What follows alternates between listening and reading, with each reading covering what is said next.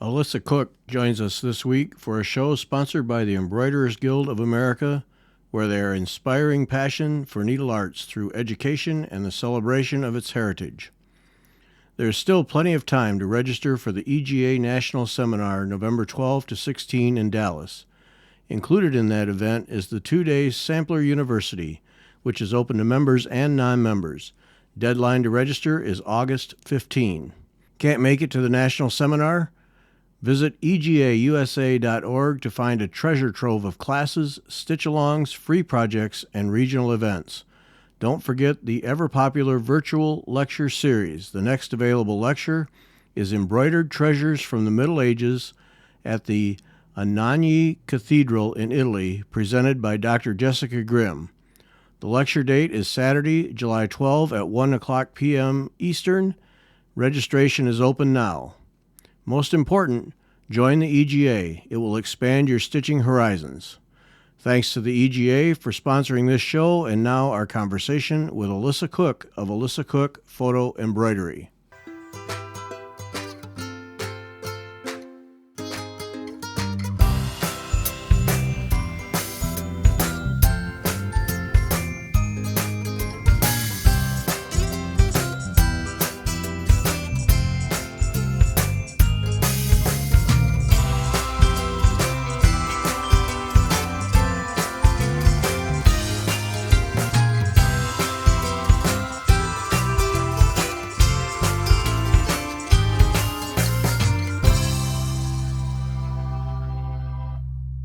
Welcome back. I'm Gary Parr. And I'm Cindy Baldwin. And you're listening to Fiber Talk, the twice-weekly podcast we do for needlework artists. Our artist this week from Australia, Alissa Cook. Alissa, welcome. Thank you for having me. It's lovely to chat to you both. Oh, boy. We're going to have some fun this time.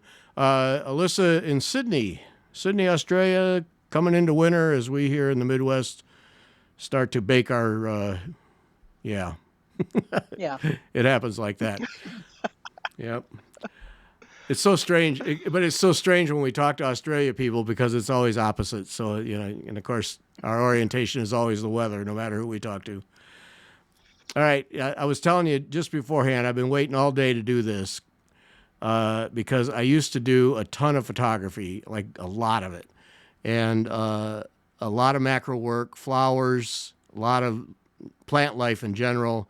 And then learned how to photograph live coral in aquariums. So I have thousands of images for which I have no use. I mean, you can only have so many prints on a wall, and then, it gets old. Then you come along embroidering on photography, doing a lot of the same kind of stuff that I used to do. And, oh, man, you had me locked in. When Elizabeth Sullivan said, you need to talk to Alissa, and I looked at your stuff, it was like, oh, let's go. Yeah. Oh, it's so cool. Yep. So it's all Elizabeth's fault. We blame it all on her. Yeah. Yeah. So, all right. So let's get the preliminaries out of the way. What comes first? Is it the nature love? Is the photography or the embroidery, or are they all gang up on each other at once? Initially, I've always loved nature. My parents grew up in the country in Australia, and we had a farm, and so I've always had a connection to the land, I guess, and to bushland, forests, birds, flowers, landscape. It's always been there. And then probably 25 years ago, I had my first camera and started the photography then as an enthusiast initially. And then probably 10 years ago, I started to sell my photographs. Uh-huh. And it was always the same. It was always nature, Australian nature. I love birds and I love flowers, but I love the detail. And that's probably when the macro photography started. I bought my first macro lens probably, maybe 8-10 years ago. Uh-huh. And started experimenting then. And I quickly realized that people are missing out on so much by not seeing the detail that nature offers us. Yep. That's so true. And then that's so true because I was taught early on by an old pro who said, you go upon a scene, take a picture of the scene, and that records it so you can share. I was here, I saw this, and then start breaking it down because that's so true. There's a whole new world up close that people just never see. Yeah. Mm-hmm. Oh, yes. Oh, if I hadn't sold my gear. It's well, it's never too late to start again, Gary. But Yeah. it's very exciting. I mean, I love fungi as well, Yeah. and I love moss and lichen.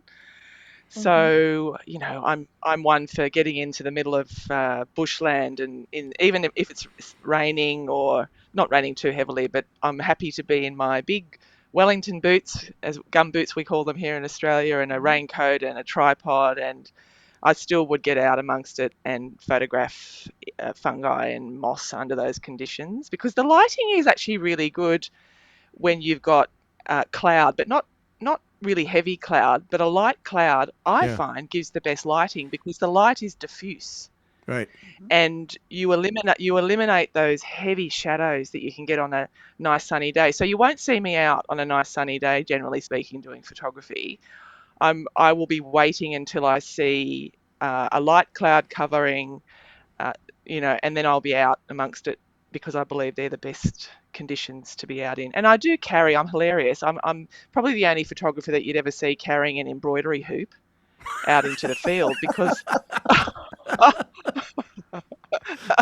because I don't want to buy an expensive diffuser. So if I'm out there and maybe the clouds shift and the sun comes out and I'm about to photograph this magnificent flower and I've got my tripod ready, I don't want to miss that opportunity. So I pull out my embroidery hoop and I put a piece of fabric in it, like a piece of linen or something a little bit sheer, and then I hold it up and I Mm-hmm. block the harsh light Right. from landing on the subject.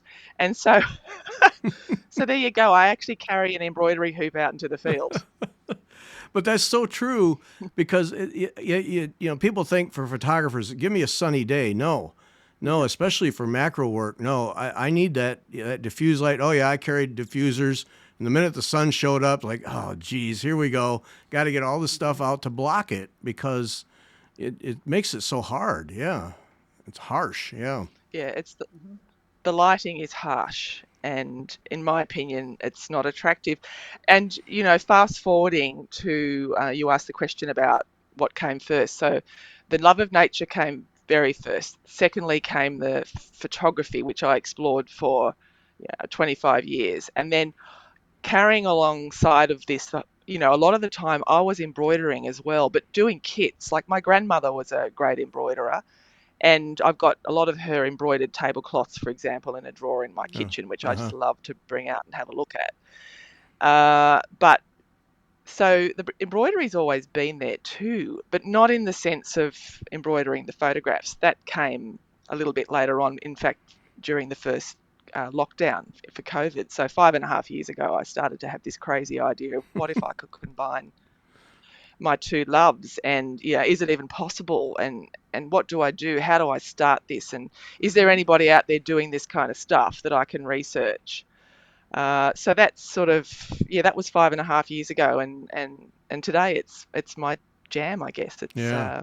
what I do. I don't do straight photography anymore. I embroider all of my photographs that I think are fit to be embroidered. Uh huh. Did you find anybody that was doing similar work, or are you like the first No, one? at the time, no. Well, I think there might be, I don't know when, there's another person, I think, maybe not in the USA, but definitely overseas, that photographs. She is a photographer and she photographs hollows in trees. And then she stitches florals coming out of the hollows. So she's the only other Um, I think nature photographer that I know. I think I might follow her on Instagram, or I've seen some of her things. Yeah, I haven't seen anything recently, yeah. but yeah, yeah. So she's the only one that I know of that does anything remotely like what I do. There are other stitches out there that actually use other people's photographs. So I can, there's some fantastic embroidery artists that stitch into either paper photographs or canvas Mhm. photographs. They're generally in black and white. So there's a few of those out there. Yeah, but I'm kind of out on a limb here, and when I go into exhibitions, I think they find me difficult as to where to place me in the exhibition. Do I go in the photography section Right. or do I go in the stitch section? So I think I cause a little bit of confusion. Mm. Good. Good. Good. Glad to hear it. Yeah, they deserve that. Yeah. Yeah. Hmm. So one of the things that I wondered about right out of the gate was whether embroidering photography altered your photography and the way you go about it. So it sounds like it does. Like it changed how you would photograph a scene or a flower or so that you could get the right effect Yep. embroidery wise. Yes. So I guess to answer that question, I'd probably need to touch on depth of field, Gary, Yes. I think. Right. So, from a photographer's point of view, the term depth of field is used regularly, and anybody who understands photography probably understands what I'm talking about. It's to do with aperture on a camera, and you can choose an aperture on your camera to give a certain look to the photograph. Yeah, how sharp do you want the image? Do you want the image to be sharp from the front all the way to the back? Or do you want the subject that you've chosen, such as a flower or a bird, to be sharp in focus and then everything else out of focus? It's a choice, it's a personal choice. And so for me, I choose a shallow depth of field, which means that whatever the subject is of the image that I'm choosing to focus on, it will be generally in a sharper focus. And I like to throw a lot of the scene out of focus because it draws a lot of attention to the in focus subject, and the background, therefore, is no longer a distraction. To Yeah. help people understand that, if you have an iPhone, and I don't know about Androids, but if you put it in the portrait mode, it will blur the background, or in Zoom, you can blur the I think you can do it in Zoom. That effect is that's artificial depth of field, but that's what she's talking about, determining how much of your image is in focus and the rest is blurred so that your subject stands out. But people who do the portrait mode in iPhones, I know that's a fake way of doing it, but it's the same effect. Yeah, poorly done, but it works. Yeah. Yeah, I'm sorry. I Yeah. just wanted to help That's people. exactly. Yeah, that's no, that was a good that's a good explanation, Gary. Yes, so for me, a lot of it is about depth of field.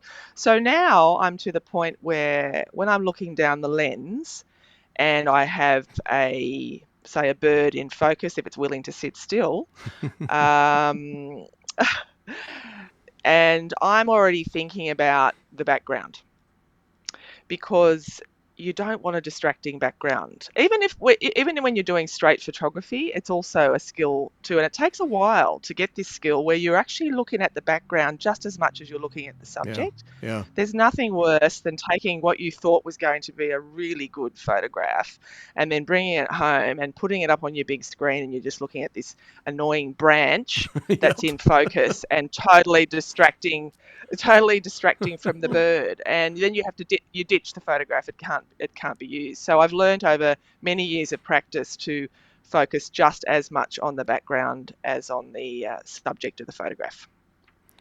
When you start to say, all right, I'm going to embroider, that sounds to me like it intensifies that focus on depth of field, because you can't really afford to have any distractions depending on what you're shooting. True, that's true. So I'm looking down the barrel of my lens and I'm checking the background, making sure there's nothing in sharp focus that's a distraction. And then I take the shot and then I will do a rough check on the image to make sure that there's nothing there that's not going to work when it comes to the embroidery. Because as you say, I really am embellishing my photographs with stitching. Yeah. So the photograph needs to speak. So to, like it needs to be shown. I don't want to cover the photograph in stitches. That's not the point of my work. So the photograph has to be of a certain quality so that I'm happy for a lot of that image to still be displayed. And then I choose the subject of the image. Obviously, I've done that when I've been taking the photograph, but And then it's really obvious. Then I know I'm going to embroider that bird with really heavily dense stitching to absolutely exaggerate that depth of field. The Mm-hmm. bird's in really sharp focus. It's actually also textural now because I'm very attracted to texture. The bird is textural, it really stands out, and anyone who sees my work will go, okay, the bird is what she's wanting us to look at straight away. And then you can investigate the rest of the image by, I try and work it so that the eyes will travel to the subject first and then they'll travel around the rest of the image and looking at other parts of the photograph, which I've chosen to embroider as well, but in really fine thread, for example. It wouldn't be a heavy thread, maybe a Yeah. really fine thread, but I don't want to cover the image entirely. What does this do to your composition and filling the frame, or maybe leaving a little more room around your subject? Do you have to make those have to adjust that from what a normal photographer would do? Yes, that's a good point actually, because if I was to really fill the frame, say half the frame with a bird, and depending on the size of the work that I'm wanting to produce, it could mean weeks of stitching. So what I want to achieve is a balance between the size of the subject I'm going to embroider is an appropriate size so that I can firstly achieve balance in the overall photograph, but then not have to spend weeks Hmm. embroidering Uh-huh. the subject. Because if I'm leading up to an exhibition, which I'm going to be soon with Elizabeth Sullivan, and I'm not going to have the time to spend weeks on each piece. Like I allow myself 3 to 4 days on each piece in the lead up to an Oh. exhibition, and it forces my Oh. creativity.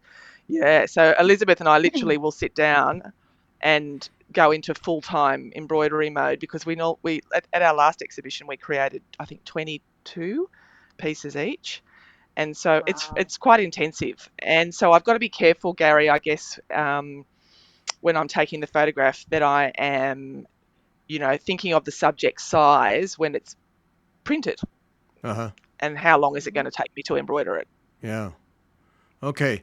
All right. So I can see how that happens when you're framing the image. It is another part of your brain evaluating what you would embroider. I mean, are you already starting to think about that? So that's it. That's part of it Yeah. right there at the moment. Wow. At the moment, yes, that's right. And now I'm to the point where even if I haven't got my camera with me and I'm roaming around on a bushwalk and I'm looking at images going, oh, why haven't I got my camera with me? I can actually see that as an embroidery. Uh-huh. Yeah. Oh, the sickness has infected you thoroughly. Uh-huh. Oh man. It has, Yeah. it has, yeah. So, all right. So you capture the images, and thankful I'm sure for digital photography because you can check at the moment to see if you have what you think you have. Because I think back to the film days where you'd shoot a whole roll of film and then you'd develop it and you go, oh, geez, how did I miss that stick? Yeah, I know. I know. yeah, I know. I'm very grateful for digital photography. To be honest, it makes life a lot easier. yeah, Mhm. yeah. So then, so you go, you do a shoot, you're out tromping around, you get home, get the mud off, and come back and you have these images. Then how much work do you do? I assume you use Photoshop. How much work do you do on those images, or when you're ready to print, are they pretty much what you shot? I mean, are you increasing contrast to help out the embroidery? Are you doing some burning and dodging to get the background to go a little deeper? What are you doing? Okay, so it might surprise you that I don't know how to use Photoshop. Oh, really? Okay, that's okay. I don't. I, I, so what I do is I use when I'm out in the field, I'm very careful that I've shot the image to a standard that I don't have to do much work on, I Okay. guess. Uh, so I watch um, photographers will understand this, but I use my highlight curve, I think it's called. Yeah. Mm-hmm. And so you can tell if you've got blowouts. So, for example, parts of an image that have not that are completely white, for example, and you've lost all that data. So I've got to be careful that I don't bring in any images like that, or any at the opposite end of the spectrum, any parts of the image that are too dark. So I use my histogram, Gary, that's what it's called. I That's what use it my is. Yep. histogram. Yeah, and I make sure that the image actually is all within the bell curve. Yeah.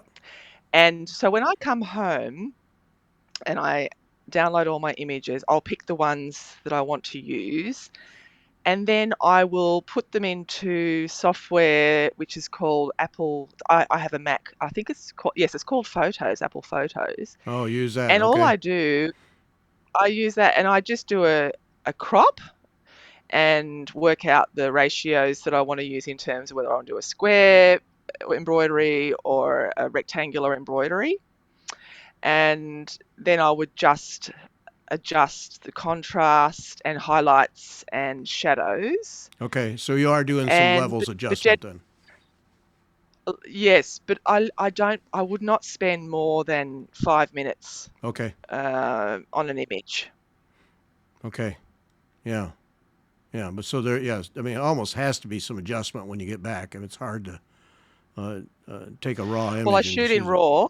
Yeah.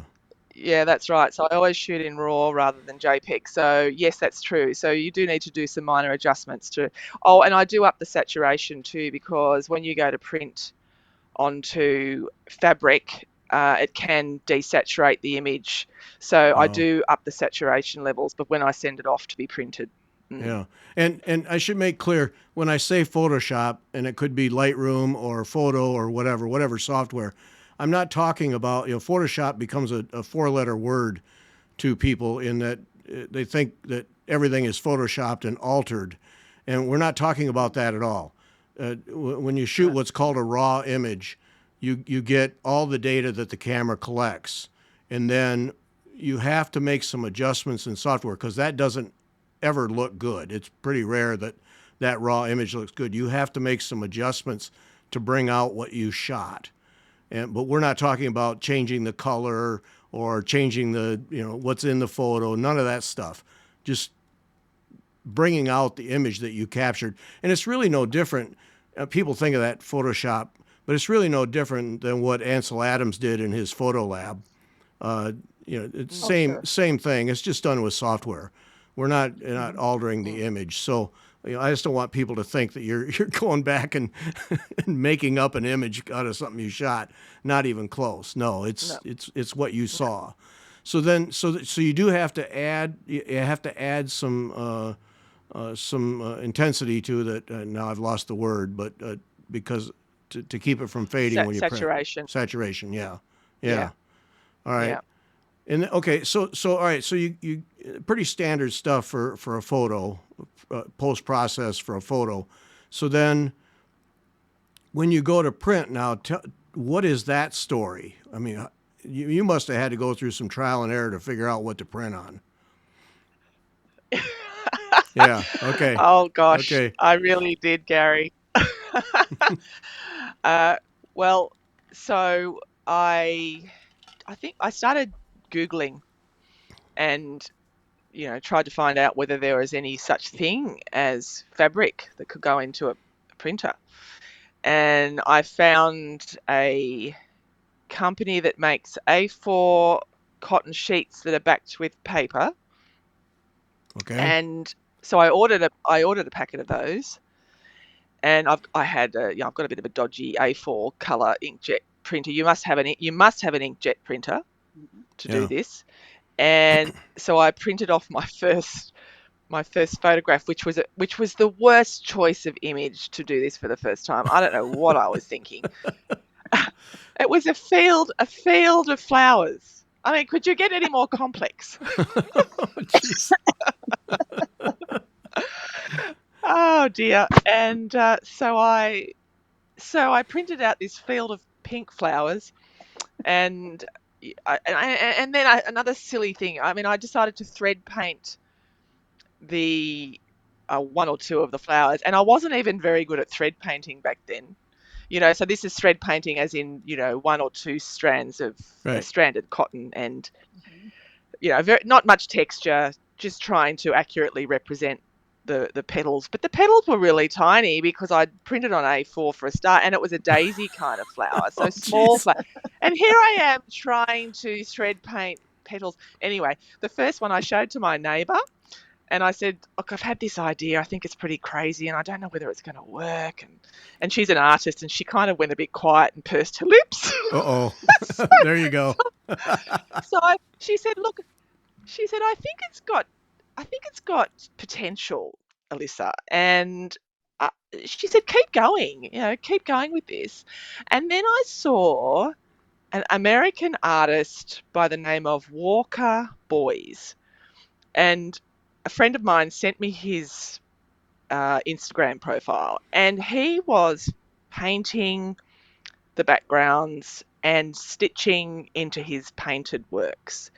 And Oh. it gave me a little bit of Mm. confidence because I thought there's someone else out there who's stitching into a background, and it's a painted background in his case. And I thought, okay, so I'm going to give this another go. So I practiced a few more times on the cotton, and and I did a few paper. And actually, I was asked to do a mini sort of exhibition at a sort of a local, very small shop slash gallery here in the inner west of Sydney. And I didn't know much back then, so I had some really beautiful photographs. They were all macro images of flowers, and I went and spoke to them. I said, "Are you okay if I stitch into the flowers?" They were really excited for it and thought it was an interesting idea. And so I did a whole series of 10 uh, photographs on paper Uh-huh. and stitched into those. But stitching into paper is difficult for a couple of reasons. There's sort of pros and cons with whatever substrate you choose. Paper's probably easy, if someone didn't want to go to the whole level of palaver that I do and print onto fabric and all the rest of it. But so that was my first sort of foray into actually producing a body of work Mm-hmm. using stitching. And then went from there into sort of bigger sort of. I had to research how am I going to produce a body of work that's not necessarily A4. If I wanted to go bigger, what am I going to do? How am I going to accomplish that? So then I researched getting them done professionally. And so if you are an artist who wants to produce a full body of work and get it printed onto fabric, you can do that. You can get it done professionally. It is expensive. It's probably not something that a hobbyist would want to do because setup fees are expensive, and the printing onto beautiful linen Mm-hmm. is not cheap. I mean, I sort of include all those costs obviously into the costs of my Mm-hmm. work, Yeah. but yeah, it's something that I had to. That was the next step, I guess, Cindy and Gary, because I didn't want to be limited to just A4 and cotton. Right. I'm very attracted to the texture of linen, so that was the next thing for me to explore. And I went down the professional printing pathway, and then what that means is you send off a whole body of work, and then you get back, 3 or 4 meters of linen fabric printed, and then you cut all the photographs out, and off you Oh. go and start embroidering them. Oh. Yeah, so Uh, you get a That's so bolt, you get a cool. bolt of fabric. Yeah, Oh. and it's very exciting when that comes back. So basically, you're sending off a design like fabric designer would send off and having it printed on cloth then, in effect. Well, I guess kind of, Gary, but it's more about I might send off 20 photographs, Uh-huh.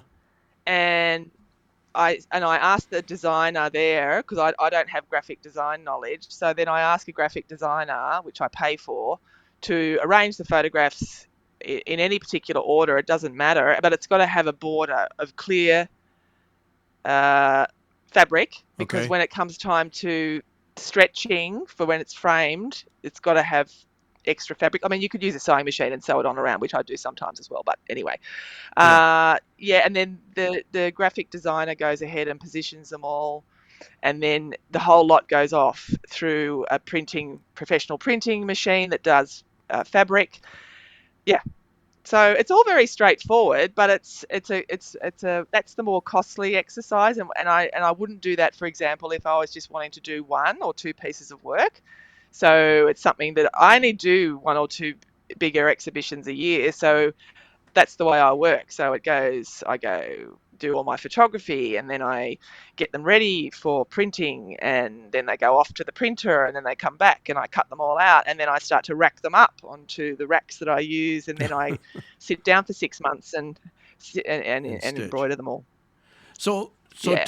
how did you figure out what fabric would work for you for them to print on? I mean, that there must have been some testing there. I can't imagine you just can work with any fabric that they would print on.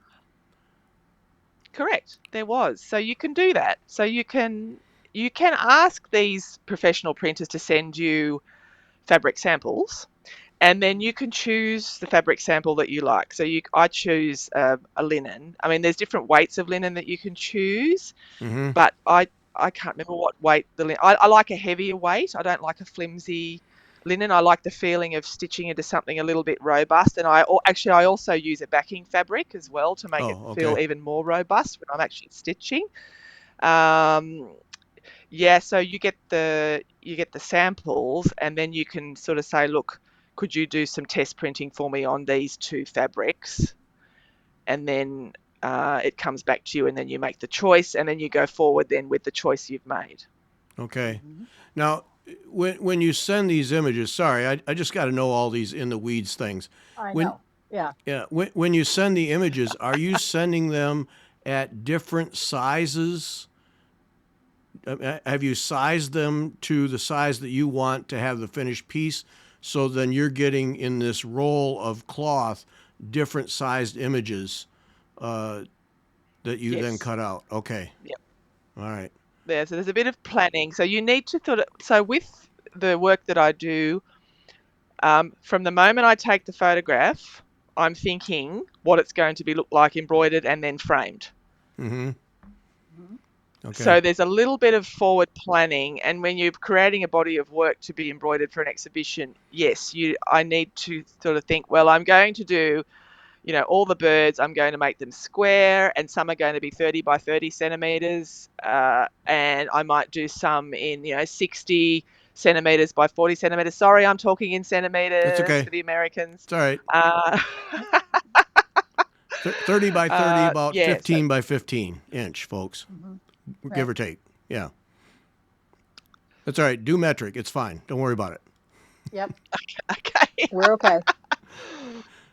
cool. So, okay. So then, oh, I can imagine when this roll of cloth comes back, it's like Christmas. Wow. Just unroll. Oh, man. That's got to be Especially so the It fun. is. first It time. is. The very first time Yes, that it's you pretty. did it It's and you got a whole bolt, that must have been so much fun. Yeah, it's a lot of fun. The only thing I will say is that sometimes, I mean, that's what I do when I'm heading towards an exhibition. But for example, if an exhibition comes up, which I think is exciting to enter, at a time of year when I don't have anything left from that bolt of, a big print of, 20 or so images, if I don't have anything left. So I do pull out the inkjet printable fabrics. You can buy, I mentioned the cotton ones in A4, but I think you can buy A3 ones. I've never used them personally. But you can also buy silk that you can put through your printer I think it's an American letter size, what I've got here. Yeah, it is. And, Hmm. on occasion, like for example, there was an exhibition down in Canberra, and they wanted postcard sized images of forests, and I had this fantastic image, and I thought, oh, I really want to enter this exhibition, and I think I'd have a work that looks nice, and I'd had people message me saying, Alissa, I think you should enter this. And anyway, so on occasion I do grab the cotton inkjet and put it through the printer, and then I've got a piece ready to go right then and there. Yeah. Uh huh. So, do you have to set the ink somehow after you run it through your printer? No, so these sheets, they say on the instructions to run it through inkjet. Not, you can't use anything else but an inkjet.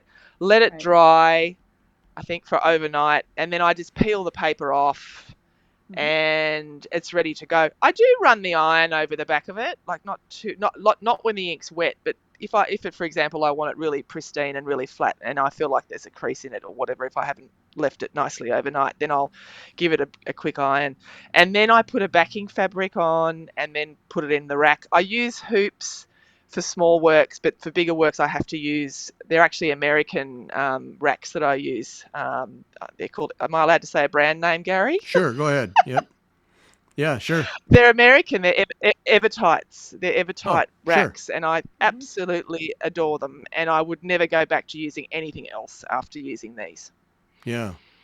Mm-hmm. Okay. Yeah, because that was something I'm sure Cindy had the same question. Is if you're going to do these things, you really probably can't put them in hoops and have all kinds of hoop rings all over the place as you're embroidering. When I started, I was using hoops, and when you take them out of the hoops, because you can buy really big hoops. I mean, I was using huge hoops, and in fact, the biggest one I did, I think I could talk in inches. I think was 18 or 20-inch hoops.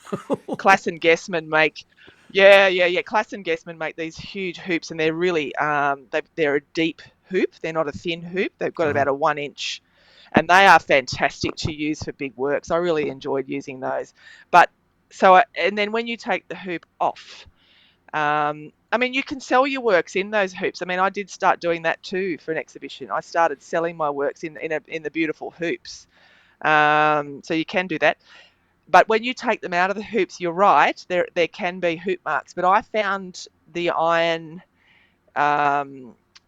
removed most of those. I didn't Okay. have too much because linen's very forgiving. Linen's a very forgiving fabric, I Mm-hmm. Mhm. find.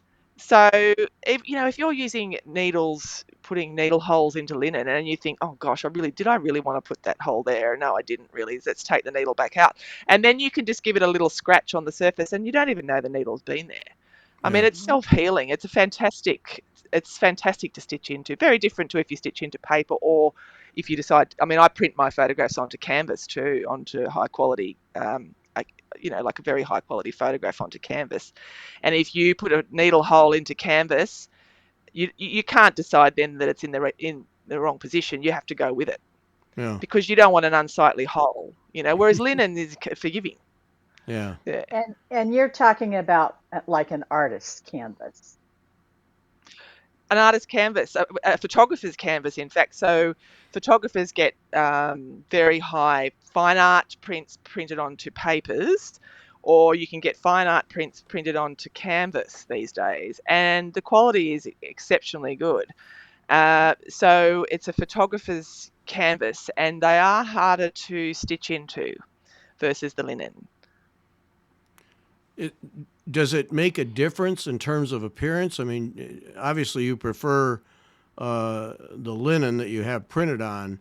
Do you choose canvas sometimes because you want to look? Yes, in my last exhibition with Elizabeth, I chose to do a rainforest series, landscape rainforest series, and I decided to have them printed onto canvas because I wanted to have a very high quality image because with landscape photography, people expect the image to be sharply in focus from front to back, which goes against what I've been talking about with you already on depth of field. Yeah. But I decided to do it anyway because people's expectations for landscape photography are set in stone. And if you tried to put up a landscape photograph where you use shallow depth of field, people don't really, in my experience, people don't really relate to it very well. There's that expectation that a landscape photograph is in focus the whole way through, foreground to background. And so I chose to do this rainforest series, and um, it was a challenge. It Uh-huh. was on canvas, and I was very well aware that I had to think about it in a fair bit of detail before I put the needles in, because as I mentioned before, you put a needle in to canvas and you've got a hole that you can't hide. And so you're actually going to try and cover that hole if you think it's Mm. erroneous. For example, you might put a French knot over it or something creative. Anyway, it's a different style of stitching. But but the trick is, if you're going to stitch into photographs like that, is how are you going to make your stitching really stand out from the photograph? Yeah. And it is a real challenge because people can walk past and think it's a photograph and they won't necessarily know that it's a stitched image. Mm-hmm. And so I have to go to great lengths to make those images, the stitched parts of those images, highly textural. So bringing in silk ribbons and pearl 3 thread, Oh. pearl 5 threads. I'd never use anything probably under 6 strands of DMC Mm-hmm. cottons too. So you're looking at the more, I'd be bringing in metallics to bring a bit of sparkle in because I'm doing anything I can to sort of bring attention to what I've chosen to be the subject of the landscape Yeah. image. Yeah. And just to be clear to people, this Elizabeth Sullivan that we're talking about, friends of Alissa, but Elizabeth, we talked to sometime in May of 2025, and she does an entirely different type of embroidery, equally amazing. But look that up. Thanks to Elizabeth for connecting with you because a whole nother world. But just so people know, Elizabeth Sullivan, and just look it up on our website and you'll find it. All right. So you by this time you have a pretty good idea, it sounds like, of what you're going to embroider and what you're going to leave. But then even within that, you must have to make some decisions about what's too much, what's not enough. There's got to be a process there, I would think. It is, and it's a gut feel. Okay. So I will embroider the main subject first. So whether that's a bird or a flower or a tree, if it's a landscape image, and then I will sit back and just visualize what the rest of it could look like if it was stitched. And it's all about, like with photography, we talk about the rule of thirds. Mm-hmm. So I divide the image up in my mind, and sometimes I use my hands. I'll literally sort of cut across, and I'll do this and I'll do that and whatever. And the points where the lines intersect are generally points where I will sort of start to think, okay, there could be some embroidery there, and there could be some embroidery here on the opposite end of the image. There could be some really light stitching up here in the corner just to add a little bit of textural interest, but it's never going to compete with the main subject of the image because that wouldn't be sensible for me to do that, because my aim is that people will appreciate the photograph after they've come in and had a good look at the heavily densely Okay. stitched Uh-huh. subject of the image. Mm-hmm. Yeah. Yeah. Early on, there must have been incidents where you got out of control and too much stitching threw the balance off. Colors got too heavy. Um, had to have been a lot of experimentation just to find the right feel for things. Definitely. Lots of experimentation. Now, lucky for me, I have a good close set of friends who are artists. Mm-hmm. And so I used to call myself a little bit needy in the beginning, and I'd get a piece I'd get a piece to the point where I thought, oh, it could be done, but maybe I need some advice from someone who I trust. So I would send the images across to, or one lady in particular, and I think I probably drove her nuts. But actually, she was at the same stage as me anyway, so we were driving each other nuts probably in terms of critiquing each other's work. But I think that's an essential thing to do. Having an artist friend, like-minded, who is going to tell you honestly whether this work is probably okay as it is, or whether you need to put it aside and not look at it for a couple of days or even a couple of weeks and then come back to it. And so that's probably what I did in the beginning. And I don't think I ever took a photograph too far, Gary. I think it was probably not taking it far enough Oh, in the okay. beginning. Hmm. Yeah, and seeking the advice of others. So that's Yeah. how I got through it, I guess. And look, now I'm at the point now where I don't need to seek the advice. I've got enough trust in my process, and if I am feeling a little bit unsure, like there's a piece that I did recently that was very different to anything I'd done before. And so it took me a lot longer than a piece would normally take me. I think I had it going on and off for months, which is unheard of for me, but that's how unsure I was of this piece. Uh, but I've learned, just put it aside and come back to it, have another go at it, then put it aside again and keep going until you get to the end. Because I would never discard a piece and think, that's it, I can't do any more on this piece. I would Oh, always uh, try and complete it, even if it takes me a lot longer. mm-hmm. Okay. I will do that. Is it Yeah. a gut feel that you're finished with the piece, that you've done enough?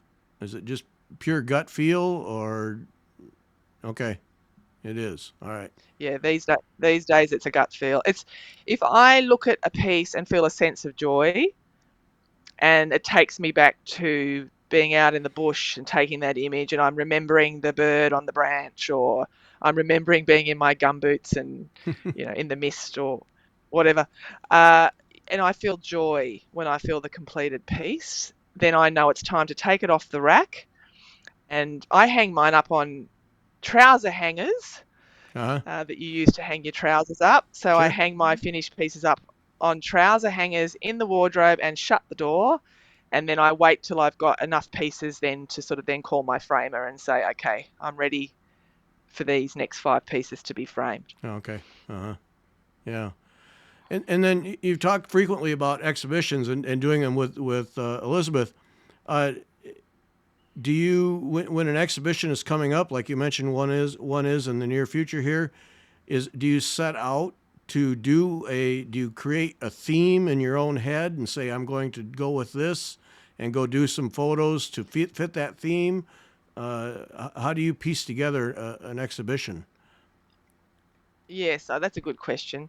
So I do like to aim for a cohesive body of work. So for example, I don't know whether you can see clearly the works on the walls behind me, but when I'm leading up to an exhibition, I will often just, as they're being framed, I'll just put them all up on the wall there, and I'm starting to form a collection. That's going to be a collection of 9. But yes, now Gary, sorry, I've forgotten the question. Could you ask it again? It's just slipped my mind. Just Sorry. do you set out, if you're getting an exhibition coming up? Do you set out to do a theme, or how do you approach that? Yes, theme. So mine are always nature based, and I will have a theme. Like if I'm doing an exhibition with, I know I'm mentioning Elizabeth again, but we would come up with a theme. So last time it was forests and foreshores, and this time I think we're going to do perceptions from above. I think we're going to do more about looking down, what's down beneath us, what detail is down. Like I'm looking down at a pile of moss and lichen on a rock, or am I going to take some photographs from up high and down onto the ground looking down, or is it the perspective of a bird who's above me looking down on me? Sort of this kind of a thing. We do have a chat and work out a theme and try and create an exhibition that's really pretty, cohesive, has meaning. Maybe the color palettes will work nicely together. Mm-hmm. Yeah, so yes, thought does go into it, and yeah, like the works behind me there, they're connected by the color red. Even though those green pieces you can't see any red there, but there is one red French knot on all those green pieces, which represents a red mite, Gary, that I saw. You would understand this through the macro lens. Yep. Tiny red mite in the middle of green moss. So one French knot in red on those 3 green works, but all the others also have a bit of red in them as well. But they're all nature-based photographs. So yes, to answer your question in a long way round, a lot of thought goes into it. And Oh, how far in advance do you know about an exhibition? Because it sounds earlier, it sounded like could take a year ish by the time you get the photographs and get them adjusted and sized and off to the printer and get them printed and then start the embroidery. That's You don't do that with a 6 week lead time. No, you're right. You're right, Cindy. It is. It's more like an annual. I guess it's more like an annual cycle. Okay. really. Okay. In fact, mine's probably a 2-yearly cycle because I am involved in other things besides embroidery as well, and sometimes my year is taken up. The first quarter of a year might be taken up with another thing that I'm heavily involved in. Yeah, so yes, planning. I guess when I'm doing like I do a duo, this is my second duo exhibition with Elizabeth coming up. So yes, there's planning involved with that. And then if I see an exhibition that's coming up that is, within 6 weeks, I'll either do what I mentioned before, I'll print something onto cotton at home, or sometimes it's great to have work that's not sold. We call them unsold treasures that are on your wall that haven't been sold in a previous exhibition. And then something will come up and you'll think, oh, that work actually will suit that particular exhibition. So then I can pull that one off the wall and send that one off. Nice. So it's not all bad if you don't sell all your work at an exhibition. That's pretty Yeah. rare. Um, yeah, yeah, they'll go somewhere else, find the Well, right home. Now, you do realize that what we're going to have to do, and Elizabeth, I'm talking to you, is we're going to have to do a show with the two of you and put up pictures of your work so people can see how the two very different forms of needle art come together to form a cohesive exhibition. Oh yeah, we got to do that show because it's so different. You know what she does is so stunning in its own way, but very different from yours. And to bring those together is that's got to be a visual treat in a gallery. Wow, wow. Yeah, look, I must admit the exhibition, the last one we did was, yeah, it was pretty. It was very pretty. We had a lot of people visit, and yeah, some days we didn't even get to eat lunch until 3 o'clock in the afternoon. But it was busy. It was lovely. And look in it, there's this whole thing about embroidery as an art form, Yep. and or some people call it a craft, which I'm not necessarily comfortable with. But it's in my mind and Elizabeth's mind, it is an art form, Mm-hmm. and so we are trying to. I mean, there's a few of us in Australia that are all sort of have the same goal to raise the profile of embroidery as an art form, Mm-hmm. and it's a little bit of a slower. I think we're behind the States. We're behind the UK. I don't think Australia's there yet. I think we're a little bit. It's going to take a few more years because you see it when you go to exhibitions and people are excited to see embroidery art on the walls. I think they're not necessarily prepared to pay the prices that we would Yeah. like yet. So that's a slow burn, and that will occur over the next 5 years, maybe 10 years. People will start to get more of an appreciation for an embroidery as an art form and be willing to pay what we think it's worth. Yeah. Um, yeah. Anyway, got to watch this space, I guess. Yeah. Well, and that whole world of needlework being true art, and then paying for that talent as you would pay for a sculptor or as you would pay for a painter is Mm. that is slow burn, definitely. But I think, well, behind the United States, maybe. I don't think so. No, Okay. I don't think so. As a matter of fact, if I were to stack Australia, Europe, and the United States, I would say you guys are ahead of the game. Europe would be third place for sure. Really? Oh yeah, Oh, I'm yeah. surprised to hear that. Wow. And you would know. I mean, you're interviewing lots of different Oh, artists, so you'd have a much better feel for it let me connect than you me. with half a dozen embroidery artists from Europe, and they can crank at you for a while about how it's just thought of as woman's work and it doesn't count as art. Oh yeah, Mm, yeah, mm, yeah.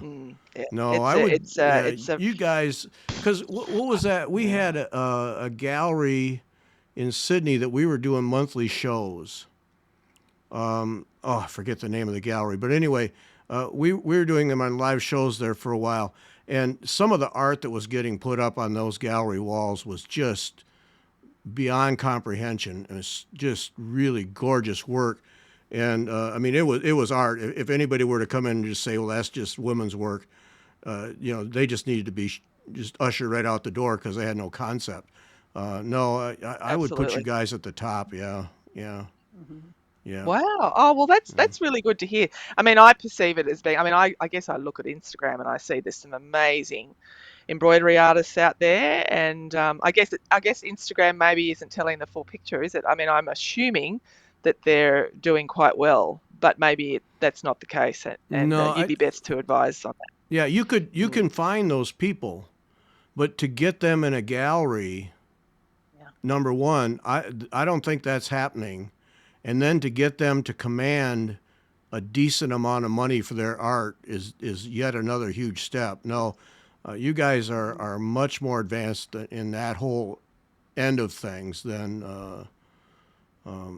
Cindy. Have you ever seen anything in the states where we would this kind of art would be held up? And I've not seen or heard of anything, but I'm no expert. No, well, I think we've talked to a couple of people that have a gallery Yeah, in their community that is, they know the people and the people know what they're doing, and so their work is welcome. But as a rule, unless you have that kind of a small private gallery that is willing to show your work, uh, I'm just not aware that there's a lot of it going on. no, Mm, no. mm. Treasure it. You So, have it. so I should. Hmm. Well, I need to clarify something, I think, because I don't want to give you the wrong impression. But there are dedicated galleries. There's one in Sydney, and that's the Embroiderers Guild Gallery. Hmm. And I there's think one in that's the one that. Newcastle, right? And then there's one in Newcastle. They're the only two that I know of that are dedicated to embroidery art. But we are lucky in Sydney that there are, in the inner west here where I live, that there are two galleries who are open to any art form, and you rent the space for a week or two, and then you pay a fee obviously to rent the space, but then you can hang your work. Like, so that's, so Elizabeth and I are not represented by a gallery, and Okay. we can't see that ever happening necessarily. I don't know. I don't think so, not in the near future, that's for sure. Yeah. And so we hire some really great. There's this one gallery that's not far from where I live, which is fantastic, and it's a great space. And Elizabeth and I fill that space, and so that's what we do. So we are in a gallery setting, a lovely gallery that's well lit in a lovely suburb. Um, and people come obviously from wherever to view it, but we're not in a represented gallery format, I guess, is what I'm trying to say. Yeah. So I don't want to lead you astray and think that Australia is sort of going gangbusters in all No. this, because we whilst we have the two whilst we have the two dedicated galleries here, I haven't had. I'm associated with the New South Wales Embroiderers Guild, but I haven't actually exhibited any work in their gallery Hmm. as yet. Yeah. Yeah. No. I wasn't getting that impression at all. But there is, Why? to Yeah. Okay. to me, there is a definite openness to needlework as art, true art. That at least the feeling I have from Australia much more than the States or Europe, without Eh, question. Yeah. Okay. Yeah. There may be Okay. quite a bit of it going on around the U.S., but it's hard to find. Yeah. And, Yeah. Yeah. and unless you happen to be in a community and I was talking about the same kind of gallery. It would be a space where, you could maybe like rent the space or whatever. But yeah, I, we don't have any around in Iowa. Right. No, probably not. Probably not. Yeah. Oh no, we got to wrap up. Okay, all nature stuff. Have you tried, say, architecture? Does that kind of thing work, or does it just not play well? Oh, it could. It could. I haven't tried it, but yeah, that would Well, be good for someone to do. I think that's cool. I think that would that's something really cool that someone could explore. Yeah. yeah. Okay. You could, you can embroider any photograph. I mean, if anyone wanted to just have a crack at it, you can just grab any photograph that you've got in house in paper photograph and then put a few holes in it and off you go. So yeah, it's accessible. It's an accessible kind of a hobby, or as if you take it to the next level, like I have, an art form. Yeah, it's loads and loads of fun. Yeah. Yeah, and Uh, therapeutic. Stitching is therapeutic. yeah. Hmm. Yeah. Yeah. We would Yep. all agree with that. All right, Alissa, we need to end this thing, sadly, but I think we've created another show. I got to write to you Yeah. and Elizabeth because I think we have another show to do. This is Awesome. just amazing work. Thanks for Awesome. sharing it with us. Really appreciate it. Beautiful. Oh, I've really enjoyed chatting to you both. Thank you so much for having me on your lovely show. Yep. Well, thank you, and thanks to everyone for listening.